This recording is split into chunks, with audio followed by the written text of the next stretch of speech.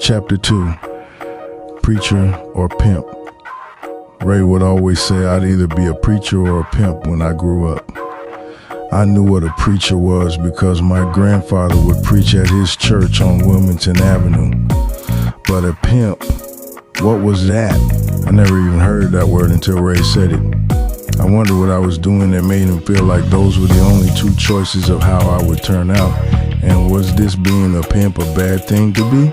My friend Jay had this older sister mine in middle school that liked me. She would come into the living room when Jay wasn't around and start kissing me and putting her tongue in my ear. I thought the ear part was weird, but it felt good to me. When I spent the night, Maya would have her friend over, and they made these tents out of bed sheets in his bedroom. Jay would be on his bed with his sister's friend, and I would be on the floor with Maya. I don't think he liked the idea of me messing with his sister, but her homegirl kept him busy. I remember he would give me this look like he was mad at me, but shit, I wasn't the one who started it. Maya was always on me. Jay was an older kid in my neighborhood who tried to bully me. When my sister and I walked to the park, he'd say things like, "Stay out of my park, fool," but that never stopped us from going. I don't know when or how, but eventually Jay and I ended up being friends. Jay lived right around the corner from where I stayed, and I would go over to his house to play. And sometimes our mothers would let me spend the night over there. Porno books opened my eyes to a new world. I could never get the image of a woman's naked body out of my mind, and sometimes that was all I thought about, having a girlfriend and doing the nasty with her. I didn't know what sex was, but it looked fun.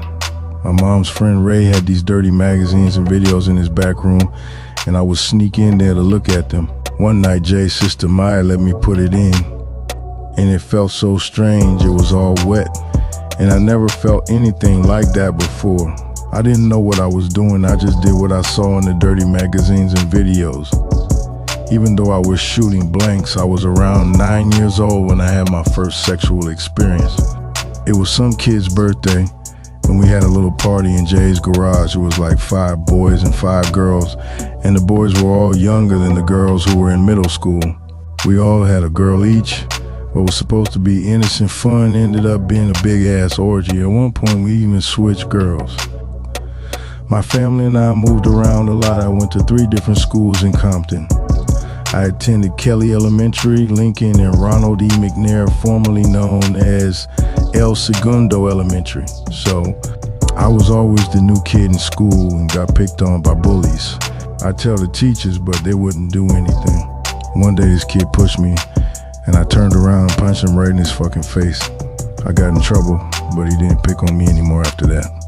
When my family moved to a different part of Compton, I went to Lincoln Elementary, and once again, some kids started bullying me. So I did the same thing as I did in the other school and punched him in his damn face. I got in trouble at school, but my mom didn't whip me. She was happy that I was defending myself against bullies, because she wasn't always going to be there to help me fight my battles, because living in Compton, the weak get eaten alive. One day in class, I wrote this girl a dirty note saying how I wanted to stick my thing in her and make a baby, and I drew a picture of 2 stick people with one on top of the other. I don't know how my teacher got that note, but she did, and sent me to the principal's office. The principal sat me down and asked me who wrote the note, and I said, "I don't know, I didn't write it."